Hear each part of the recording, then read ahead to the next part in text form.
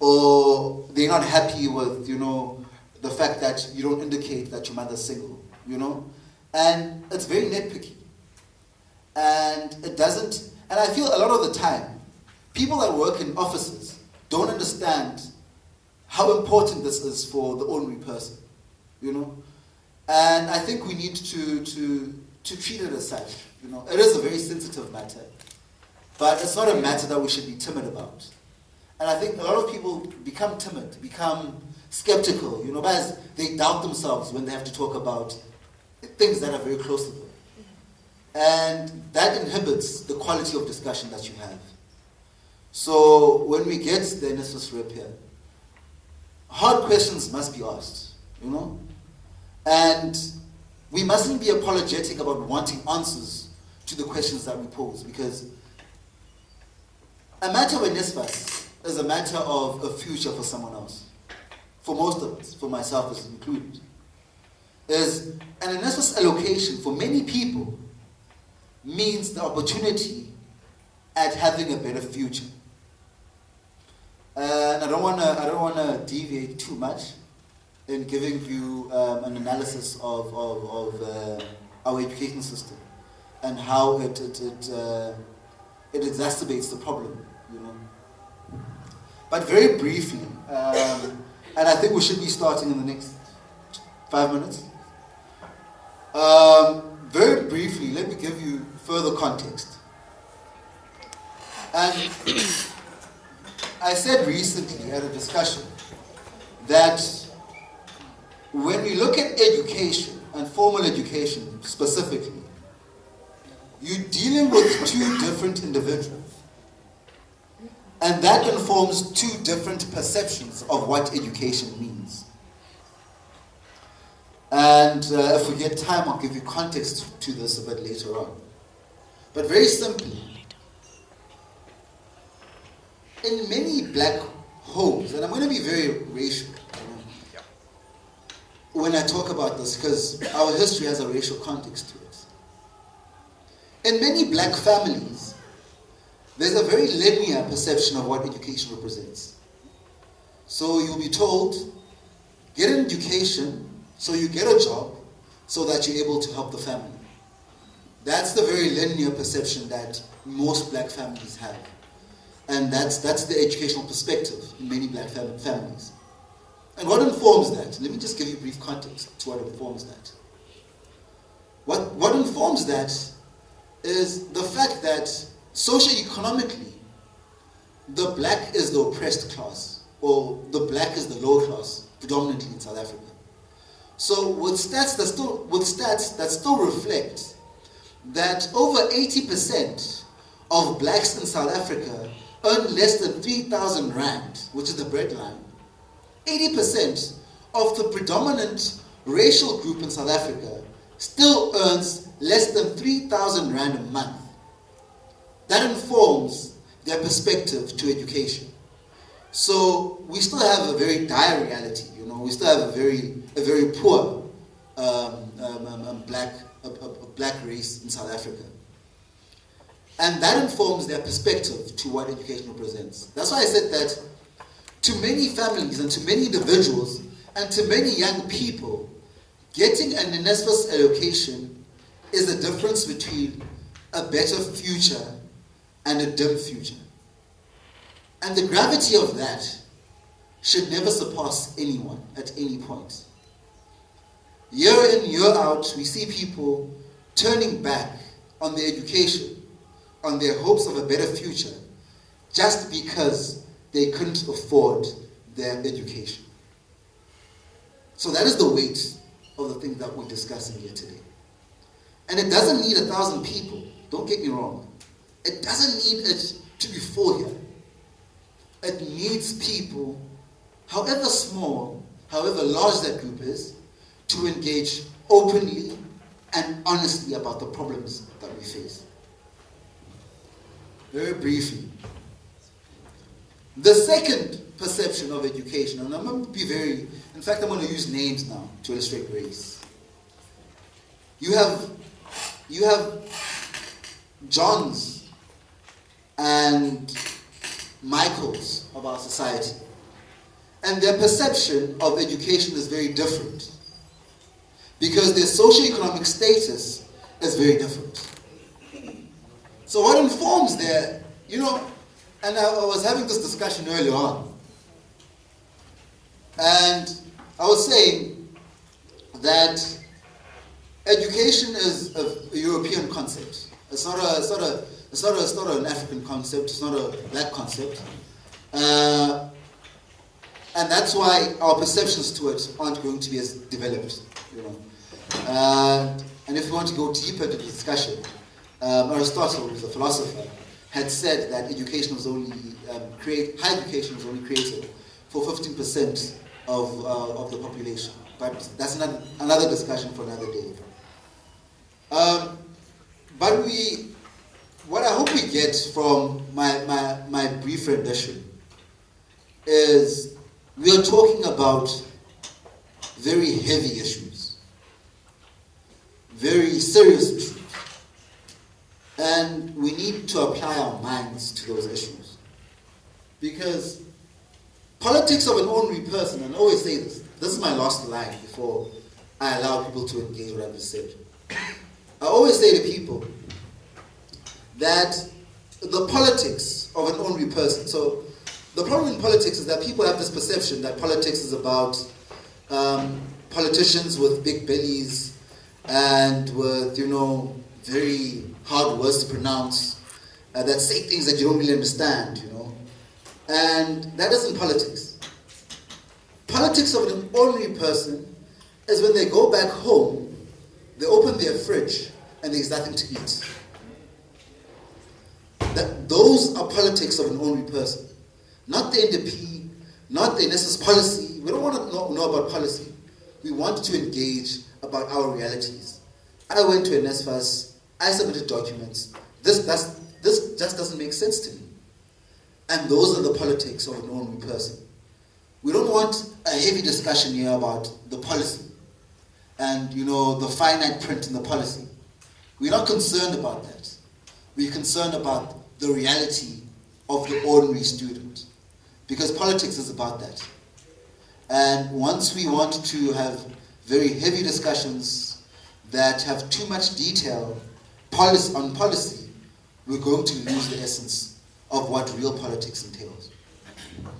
So now, as we wait for our speakers to go in, do we have any comments on my brief rendition, on my perception of what education and Nsfas represents in today's society? Anyone? There's no right or wrong answer. It's someone's view. So you don't need to be Tuli. Is there anyone else? No one else? Thank you. Hello everyone. My name is Tuli Swadwani. I'm studying retail here at CPUT. So, what do I expect from the speakers? Based on what you have said about the speakers being open and honest, I would also add that I expect them to be practical about the implementation, because one thing that we often hear from bureaucratics is them telling us about concepts of things that we don't understand. This is indeed a sensitive issue, and I believe that it's quite a simple one that needs to be addressed in a simplistic manner as possible. We're talking about students who are not being paid for. It's as simple as that. So, without sounding like the EFF or any other political party, but where does the money go to actually at the end of the day? Because we have heard that they got the money, there is the money available for students. So we need them to be simple about the way they fund the students and to all their concepts to be implemented. So that's what I expect. Not them to give us any bombastic English or things that we won't understand. Yeah, basically, and this is what Sasco has been saying on the issue, and we've been consistent in this. is it makes no sense for me to apply for financial aid, I get awarded financial aid, and the next year you want me to reapply to get the same financial aid I said I need the previous year. So I think our two panelists are here, and this is going to be my last point. So it makes no sense that my situation hasn't changed. I haven't indicated my situation hasn't changed, and I'm still in need of the same financial aid, but you still want me to go through the same rigorous process I went through in the previous year. And so those are the things that I think we need thorough engagement on, because it's what leads to those long lines, and it's part of the things that lead to people not getting awarded because of insufficient documentation, because the goalposts are changing, they're shifting constantly, and this leads to the problems that we face administratively and practically with financial aid. I'll ask the chairperson of Sasco to take over the event. Comrades. The thing is, we are pressed for time. Can everybody hear me? I think you like that. Testing the mic. Please. First of all, let me take this opportunity on behalf of the organization and coordinators of this program to officially welcome everyone who's come out today. We understand the timing in terms of the academic calendar of the institution, that it is somewhat strenuous to attend such such programs. But we thank those that are here, and we are not a bit shaken. We are not shaken. Perhaps we always have this thing where the organizers will go and organize about 1,000 resources, because we expect a turnout of 2,300 at minimum, because if we are dealing with an issue that affects over 2,300 students, it is somewhat not fair to have but not to belittle the people that are here today, who play a very crucial role in also relaying the information that we will be dealing with here today. With no further delay, I want to just get to the business of the day. The first fundamental issue or challenge that we faced is that Advocate Harper, as part of the panelists whom we had invited, has since indicated that he will not be available to attend today due to an emergency. So we thought now how then do we fully achieve the goal of this gathering? Because we wanted all the stakeholders, because we have said that, look, we are tired of the manipulation of students where they are taken to marches and strikes which are not fruitful in terms for campaigning. Yes, so now we've tried to gather here today all the stakeholders in terms of, if you had seen the initial proposed panel, it was the Department of Higher Education, who's the stakeholder, the Nsfas office, the management of CPUT, which was the dean, and effectively the central SRC, so that we have the proper information and not to be given a runaround.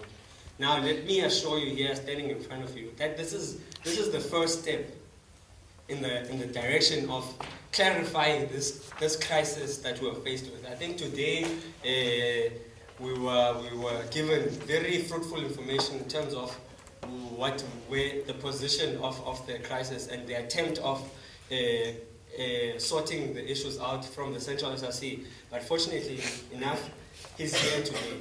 So we will have another platform where we get perhaps now the Vice Chancellor himself to come and address this issue. It's not enough sometimes to be told, yes, this is a national crisis, we've seen where we want an open discussion, and the one side can say, this is how we could have assisted, this is how we have failed. But yes, in a nutshell, the program of today will be a somewhat a relaying of information, where we will call the comrades that are here that we have invited. In our presence today, we have Comrade Lumoto, who is the Central Secretary General of CPUT, here in his caliber of Secretary. Also, we have Comrade Seve Kumenge. I say comrade, which is inappropriate because he's here in his caliber himself, deployed by the Department of Nsfas. The Department of Higher Education, who we've been waiting for him to come. Seemingly, we thought, let's just continue. If ever he comes, then he will just join the program. But also, we have a very important role, or an important person in our institution, a res official who is here. Also, just to touch briefly on the impact of this crisis in terms of residences, Comrade Nsfas. So those are the people that we will give platform to, so that we relay the information and that everyone is at a certain level. So with no further delay, I will call on Nomta and Lukulumano to do a quick opening and welcome that I've somewhat touched on. But I think also before I sit, mine was just to say, as the organization and perhaps the political head, I have a duty to welcome everyone who's here and say, I'm glad to see all these faces, and I hope we see each other in every program that we were having. And where you see MC, and I think Comrade Will has already initiated, and he will be then our facilitator of the day, but we'll liaise with them with the rest of the information. Thank you very much. How I would have loved to just belt out one of our revolutionary songs. But due to time constraints, I'll hand over to Comrade Moyed.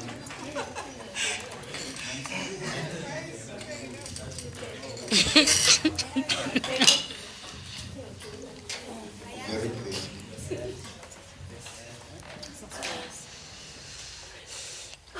Oh, hi guys. As you heard, my name is Lomta. The main reason, the main reason why we're here, right, is that me and Lukulman sat together, right? I'm part of education and transformation, right?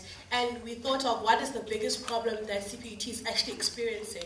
So we came across the situation of Nsfas, right? Because a lot of students have been excluded this year, and it's such a huge number, and no one is actually doing anything about it. People are crying the lines. People are coming to the Sasco office. We cannot even assist them because we don't have any funds happening right now. I'm sorry. So now, like, our main aim was to get a lot of officials to come hear the cries of us students, what we're experiencing. I'm not a beneficiary of Nsfas, but I know I would like to be a beneficiary of Nsfas, but you know how things are. But at the end of the day, students are crying. There's some people which come from far places, and now they have to even like take 2 jobs in order to be able to pay their school fees and also be able to pay their rent, because they know that at the beginning of the year they'll be excluded, although they're excelling in their marks and they're getting distinctions and all that, right? So our main aim for today is for people to say their cries, not write it on social networks, because on social networks no one will actually care. So our main aim as Sasco is to try and get the people's cries and try and take it to another step and hear what everyone has to say. So that's about it. Thank you, guys.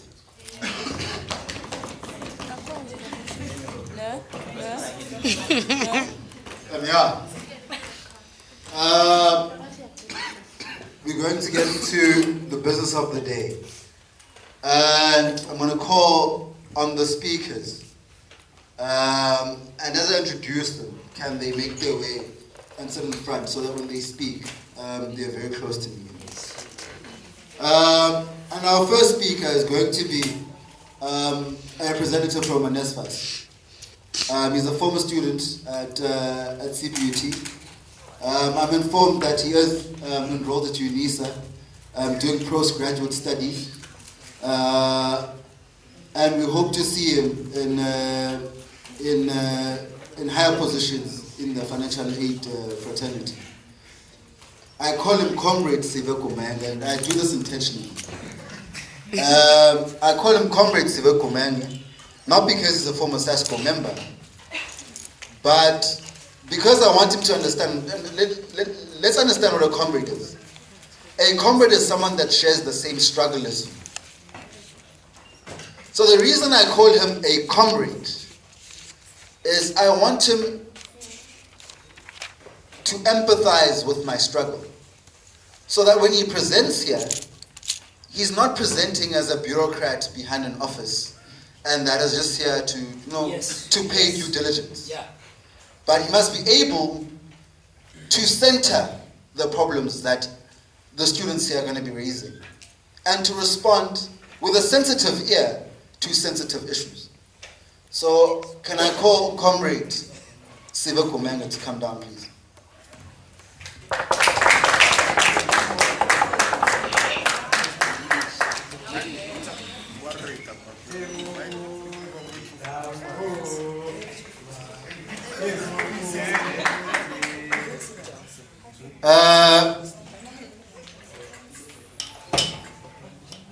The second speaker is from the institution. He's the Secretary General, as you've heard, of the Nsfas. Sorry. Comrades, I'm not going to lose this meeting. He's the Secretary General of the Nsfas and the former chairperson of the SRC on this campus. He has a wealth of experience in terms of dealing with financial aid issues, as he served in the branch executive of Sasco before he descended into local SRC, because the highest leadership platform is a branch. He is a trusted comrade, and they have been dealing very closely with the issue. They had a meeting with the CEO of Nsfas. I know there was one in July, and I know they've been talking with the CEO of Nsfas quite recently. So our second speaker for the day is going to be Lutom Hlonk from the Central SRC.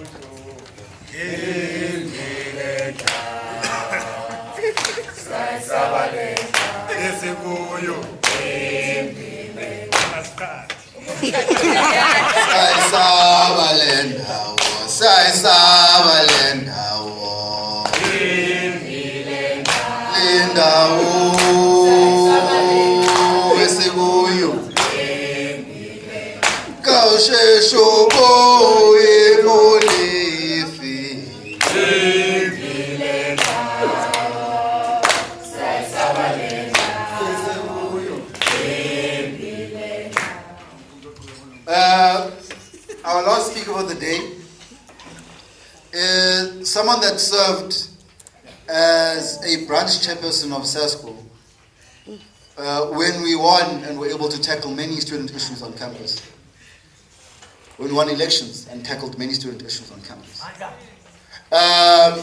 He is currently working at the residence department, very close with the HOD, and we know that a lack of a Nsfas allocation affects resident students the most. So that's why we found it imperative that we call him here today to give us a perspective from the residence office. Comrade Mpumzipian.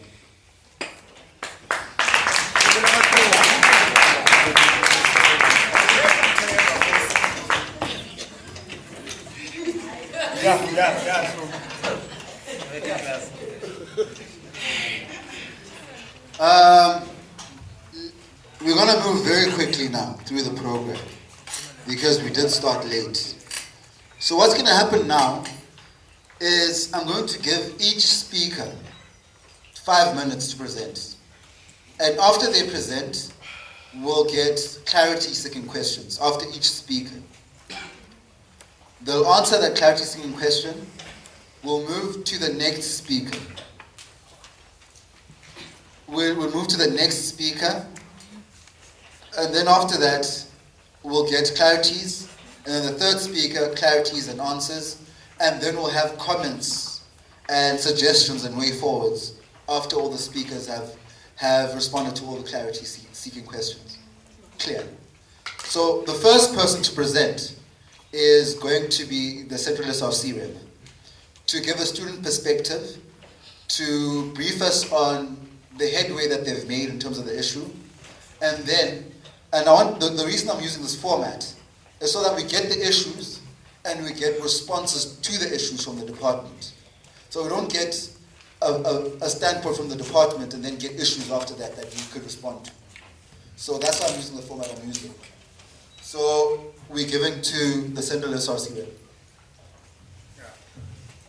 Thanks, Program Director of the day. Must I come in?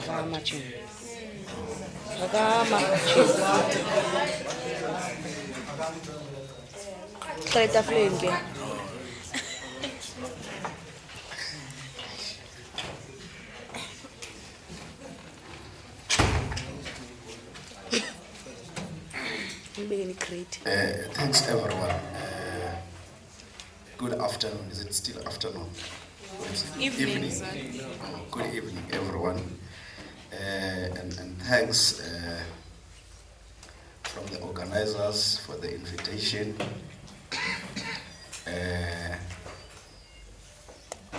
I don't know where to start, because when we speak of the student issues that we are facing as students, they are countless. But I think today the focus is on Nsfas, which on the opening, the chairperson of the Sasco, Cape Town branch, has indicated that it is viewed as a challenge that cuts across the country. But today, we're not going to focus on the Nsfas that cuts across the country as a challenge, but rather in our institution, which is CPUT. As we speak, we are sitting at 2,304 students that have been not funded by Nsfas. Those students includes students that are doing their final year in diploma, first year students, second year students. Now one will actually ask him or herself a question to say that, how are these graduates, when they graduate come next year, are they going to find employment, as they are not going to be given their qualification documents to confirm that really they have passed and qualified to be HR practitioners, to be accountants, accountant, or whatsoever you call it, to be environmentalist, some can. But really, it is a challenge, and we find it difficult for the University of CPUT that it does not assist. Firstly, if you go to other universities, look at the University of the Western Cape, look at the University of Cape Town, University of Stellenbosch. Those are the universities that they have its own funding. They are not entirely dependent on Nsfas. There are a lot of fundraising that they are doing. They've got their own bursaries. When it comes to our own institution, there are no bursaries that are given to students. All the management that knows is that come January, students must pay up, or if you do not have money, you must go back home. As I will quote the Vice Chancellor that the education is not free yet. We must pay for it, which is really something that does not sit well with us. We have, of course, arranged it in the institutional committees, and ultimately we have raised it even in the highest decision body, which is the Council of the Universities, that really they must come up with something with the period that we have been given them.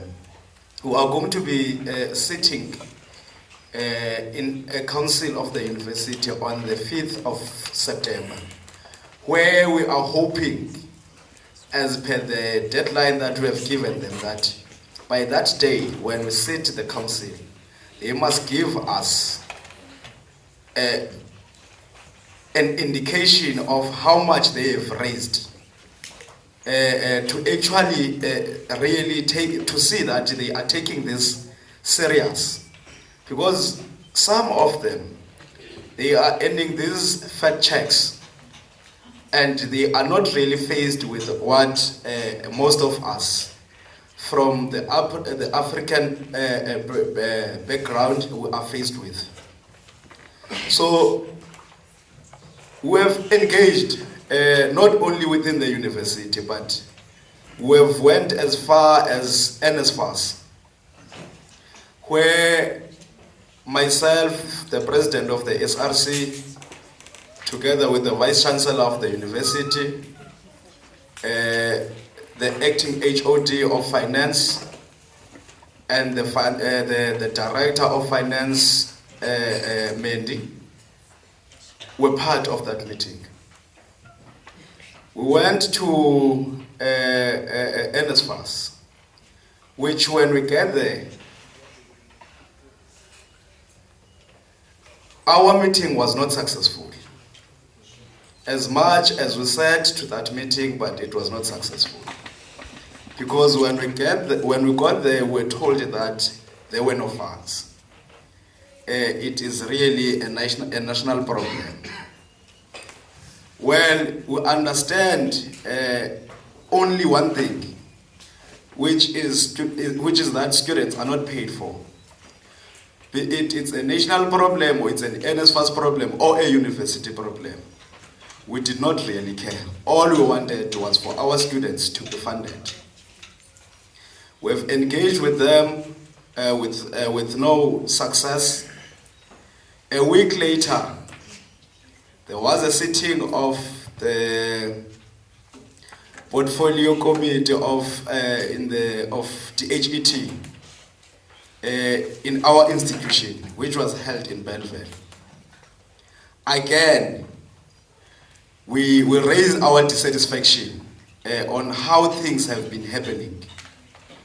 If you remember, if you were here in 2013, we faced the same situation that we are faced with in this year. It's something that we have said that we are one of the institutions that when you go across the country, you'll find that majority of our students are from the previous background families, your black people in particular. Now, you cannot compare an institution of CPUT with, of course, the one of Stellenbosch. No, you can compare with the one of UCT. What we also did not understand is the fact that when you know the pass rate of matric has gone up, but the money that you are adding to Nsfas does not speak to the really does not speak to what the Minister of Basic Education has said. Because I think we're sitting at 78 from 70. I stand to be corrected, Comrade Prof, in terms of the pass rate of matric. Now one will even question the government how much percent was added to the amount that was there in last year, with the hope that the comrade from Nsfas will assist us with that information. So that was our concern. And again, in that portfolio committee, we came without success, because they said that they are going to go and look for funding. Looking for funding, it means that you can get it, you cannot get it. There are no guarantees that were presented or that were put in place. So that is the challenge that we are facing as an institution. And again, I think some of the reasons we must raise within the university, because in reality, you can't have a residency that costs 39,000 rand. 39,000 rands. 38,850. That is 39,000 rands. In my maths. You have a course of hospitality, events and what that costs 25 to 30,000. Now, automatically, when you add that, Nsfas, it's on the maximum amount that can give to a student is 67,000. Now you will have your book vouchers that you still need to buy. You have your meal voucher that you need to receive, because we all understand that we can't study and excel in an empty stomach. So those are the issues that ourselves have raised in the institutions, and we're actually asking each and every structure to give support to the SRC to raise these issues. Because these are the issues that we are faced with, not only the SRC, but the entire population of our students in CPUT. I hope that I'm going to get another chance, because I'm still on some issues that I still need to address. No, I don't want him to cover all issues. We still need to ask him questions. Can we get everyone who's going to be speaking to sit here, so that when people interact with you, they can see you? So we're going to open a round of clarity-seeking questions. Any questions that you have to the Central SRC? The one question I have is, what is the institution saying about assisting students that are in debt? So students that did qualify for an Nsfas but weren't able to be allocated because there was a shortfall in an Nsfas. Next year, will they be able to register? Will they be able to continue their studies? I feel that I need that clarity, because it affects me. Any other questions? 1, 2. Surely there are more. Okay, we'll get those 2 questions. The third one from Kate. Okay, hi guys. I'm a proud member of Sasco. Now my question is that, since CPUT is facing this huge issue, why hasn't the university come in front of the students and explained what the situation is, so that we can actually understand what is going on behind those closed doors? Because now we only hear that there's no funds by people going one by one, going to ask, excuse me, and Tabi, what is going on? I'm sorry, my child, but Nsfas doesn't have money for you. Why hasn't the university itself come forward and actually say, hi, I'm CPUT, we are facing this issue currently, and this issue is standing like this, so that we also can understand what is happening within the Nsfas issue, so we can also get a clear situation or a clear vision of why this is happening and why this is happening this way, and why has nothing been done in this span of time that the issue has been up and raised.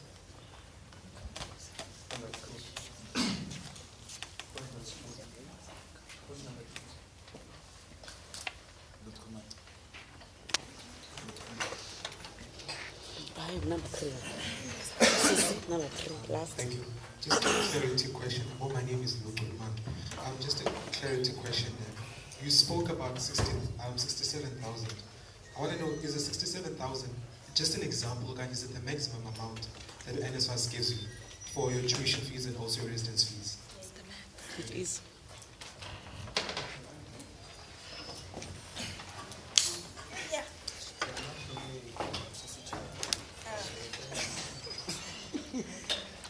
Okay, just a few questions I have for the CENCLUB SRC.